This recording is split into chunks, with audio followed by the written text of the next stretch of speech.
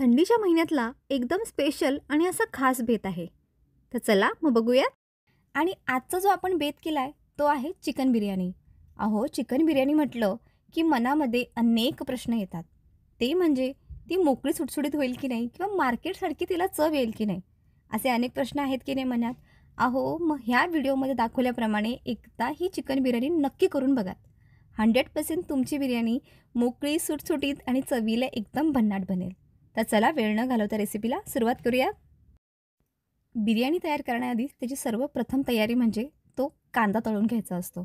आता हा कांदा मी 350 ग्रॅम सालीसकट घेतला होता आणि जेव्हा मी त्याला स्वच्छरित्या धुवून कापून त्याचं माप झालेलं आहे 310 ग्रॅम.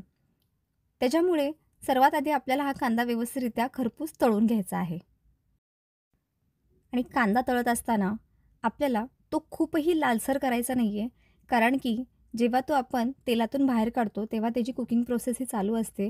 त्याच्यामुळे हलकासा त्याला गुलाबी रंग, थोडासा त्याला डार्क कलर आला की त्याला आपल्याला लगेच बाहेर काढून घ्यायचं आहे. आणि कांदा तळून झाला ना की मी त्यामध्येच काजू तळून घेणार आहे. आता इथे मी 10 ते 12 काजू असे 2-2 तुकडे करून घेतलेले आहेत.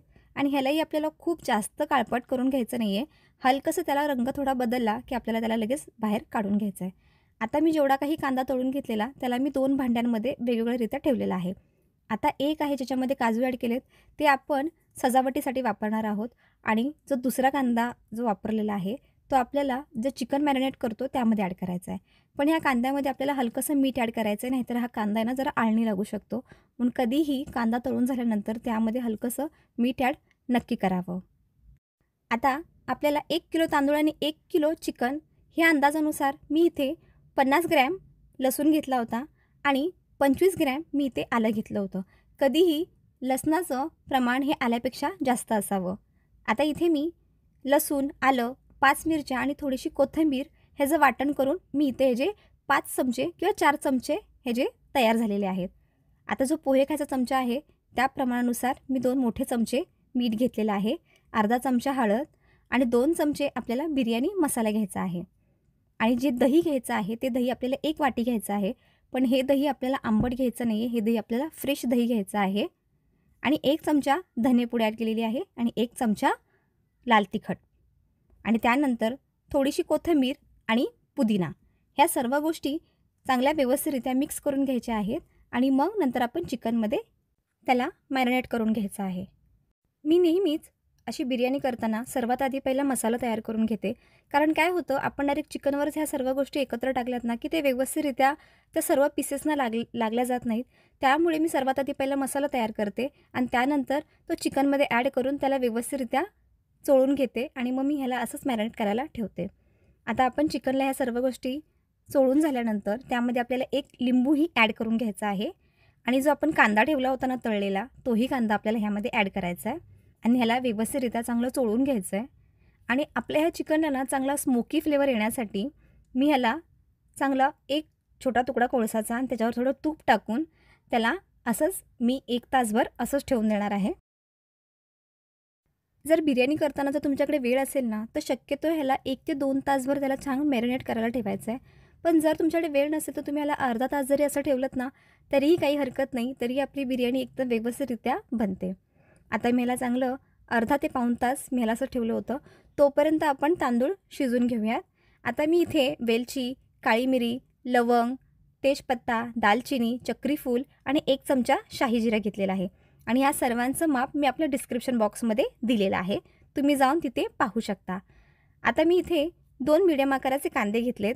आणि सर्वात शेवटी मी ह्याच्यामध्ये काजू टाकायला विसरली होती, म्हणून मी काजू वेगळे शिजून घेतले होते. आणि तिथेही काजू आपल्याला चांगले 5 ते 6 काजू ॲड करायचे आहेत. त्याच्यामुळे मला हे शिजून झाल्यानंतर माझ्या लक्षात आलं की माझ्याकडे काजू टाकायची विसरली, म्हणून मी नंतर सेपरेट मी काजू शिजून घेतले होते. आता काही काहींना बिर्याणीमध्ये जास्त खडा मसाला आवडत नाही, म्हणून मी भातामध्येच किंवा तांदूळ जेव्हा शिजवतो ना त्याच्या आधी मी ते सगळं शिजवून घेते त्या पाण्यामध्ये आणि तो खडा मसाला बाजूला ठेवून देते किंवा तो खडा मसाला मी पुन्हा त्या बिर्याणीत वापरत नाही. आता फक्त जो काही खडा मसाला आहे तो मी सर्व बाजूला काढून टाकणार आहे. जर तुम्हाला आवडत असेल तर तुम्ही ठेवू शकता, पण मला जास्त खडा मसाला आवडत नाही म्हणून मी तो बाजूला काढून टाकलेला आहे. आता जो फक्त कांदा आणि जे काजू आहे त्याची आपल्याला पेस्ट करायची आहे. पण आता इथे मी जो काजू वापरले ते फक्त 5 ते 6 काजू वापरले आहेत, जास्त काजू वापरायचे नाही आहेत. आता आपल्याला हा जो तांदूळ आहे तो आपल्याला फक्त 70 ते 80% शिजवून घ्यायचा आहे. तुम्ही बघू शकता तो हलकासा तुटायला लागला की समजा आपला तांदूळ 70 ते 80% शिजलेला आहे आणि त्याला जास्त वेळ त्या पाण्यात ठेवायचं नाही. नाहीतर जर कुकिंग प्रोसेस चालू असते तो आपला भात जास्त शिजू शकतो आणि बिर्याणीमध्ये आपली बिर्याणी ना चिकट होऊ शकते. आता आपण बिर्याणी तयार करायला घेऊयात. आता मी इथे 1 वाटी तेल घेतलेलं आहे, 2 चमचे तूप ॲड केलेलं आहे आणि इथे मी 5 ते 6 मीडियम आकाराचे टोमॅटोची पेस्ट केली आहे. आता तुम्ही जर चिरून जरी घातलात तरी काही हरकत नाही. पण जर अशी थोडीशी जाडसर जर पेस्ट केलीत ना तर त्याची ग्रेव्हीही छान बनते. आता ह्यानंतर जो आपल्या घरातला साठवणीचा मसाला असतो ना तो मी इथे 4 चमचे ॲड केलेला आहे. तिखटाचं प्रमाण तुम्ही तुमच्या आवडीनुसार कमी जास्त करू शकता. आता ह्याला जोपर्यंत तेल सुटत नाही तोपर्यंत आपण ह्याला परतून दिलं आहे. आता हे परतून झाल्यानंतर आपण जी कांद्याची आणि काजूची पेस्ट केलेली होती ती पेस्ट आपल्याला ह्यामध्ये ॲड करायची आहे. आता ह्यालाही जोपर्यंत चांगलं तेल सुटत नाही तोपर्यंत आपल्याला ह्याला परतून द्यायचं आहे. आता ह्यालाही सर्व गोष्टी तेल सुटल्या की आपण जे चिकन मॅरिनेट करायला ठेवलं होतं ते चिकन आपल्याला ह्यामध्ये ॲड करायचं आहे. आता जे चांगलं दह्यामध्ये मुरलेलं जे चिकन असतं ना ते शिजायला मात्र जास्त वेळ लागत नाही. आता ह्याला मी चांगलं हलकंसं परतून घेणार आहे आणि हे परतताना आपल्याला गॅसची फ्लेम थोडी हाय करायची आहे कारण आपण ह्यामध्ये दही ॲड केलेलं आहे. आता ह्याला पटकन 1 ते 2 ते 3 मिनटं आपल्याला असं हाय फ्लेमवर पटकन परतून घ्यायचं आहे आणि जोपर्यंत तेल सुटत नाही ना तोपर्यंत आपल्याला ह्याला असंच परतून घ्यायचं आहे. आणि परतून झालं की ज्या टोपात किंवा ज्या भांड्यामध्ये मी जे चिकन मॅरिनेट करायला ठेवलं होतं त्यामध्ये फक्त मी 1च वाटी पाणी घेतलेलं आहे आणि ते पाणी ह्याच्यामध्ये ॲड केलं आहे. आणि जे काजून कांदा जो आपण बाजूला तळून ठेवला होता तो पण ह्याच्यामध्ये ॲड करायचा आहे आणि ह्याला सर्व गोष्टी मिक्स करून घ्यायच्या आहेत. आणि ह्याला 5 ते 10 मिनटं मीडियम गॅसवर टू लो गॅसवर आपल्याला ह्याला असंच शिजवून द्यायचं आहे. ह्याला हाय फ्लेम करायची नाही, नाहीतर आपलं चिकन खालून करपू शकतं. पण ताट ठेवल्यानंतर त्यावर थोडं काय होईना पण पाणी ॲड करावं जेणेकरून आपलं चिकन लवकर शिजलं जाईल. आता तुम्ही बघू शकता आता इथे चांगले 10 मिनटं झाली आहेत. आपलं चिकन व्यवस्थितरित्या शिजलेलं आहे. आपल्याला जरा 2 लेयर बनवायचे आहेत त्याच्यामुळे मी थोडे 2 ते 4 तुकडे मी बाजूला काढून घेते. जर तुम्हाला लेअरवाली नसेल करायची तरी काही हरकत नाही. तुम्ही ह्याच्यावर डायरेक्ट तांदूळ ॲड करून तुम्ही त्याला व्यवस्थितरित्या सजवून घेतलं तरीही चालेल. पण जरा चिकन जास्त होतं म्हणून म्हटलं चला 2 लेअरवाली करूयात. म्हणून आधी सगळा व्यवस्थितरित्या मी तांदूळ त्याच्यावर पसरून घेतला आहे. पण हे करताना गॅसची फ्लेम आपल्याला एकदम लो ठेवायची आहे. आणि चांगला मी जो भात शिजवलेला होता तो व्यवस्थितरित्या पसरून घेतला आहे आणि जो कांदा आणि जो काजू आहे तोही व्यवस्थितरित्या त्याच्यावर पसरून घ्यायचा आहे. आणि त्याच्यावर आपल्याला जो बिर्याणी मसाला आहे तोही ॲड करून घ्यायचा आहे. आणि मग जी कोथिंबीर आली परत जे पुदिना आला तोही व्यवस्थितरित्या आपल्या त्याच्यावर ॲड करून घ्यायचा आहे. आणि त्यानंतर लगेच जी काही आपली दुसरी लेयर आहे तीही लगेच आपल्याला ॲड करून घ्यायची आहे. तुम्ही बघू शकता आता आपली सेकंड लेयर पण व्यवस्थितरित्या झालेली आहे.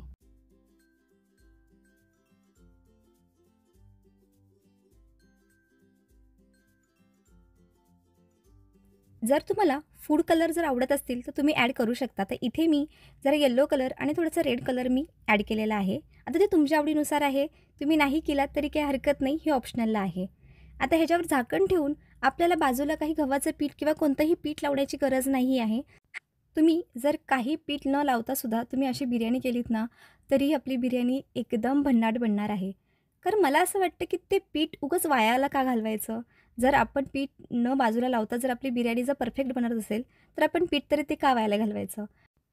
आता मी इथे खाली ॲल्युमिनियमचा तवा घेतलेला आहे. त्याच्यावर आपल्याला हा टोप ठेवायचा आहे आणि चांगलं अर्धा तास आपल्याला ह्याला लो फ्लेमवर आपल्याला ह्याला असंच शिजवून द्यायचं आहे. तुम्ही बघू शकता आता अर्धा तास झालेला आहे. आपली जी बिर्याणी आहे किती मोकळी सुटसुटीत किती दाणेदार झाली आणि तुम्ही ग्रेव्ही बघू शकता किती भन्नाट दिसते. मग तुम्ही अशाच पद्धतीने ही बिर्याणी एकदा नक्की करून बघा. ही रेसिपी तुम्हाला कशी वाटली हे मला कमेंट बॉक्समध्ये नक्की सांगा आणि जर याबद्दल तुमचे काही प्रश्न असतील तेही मला कमेंट बॉक्समध्ये नक्की विचारा.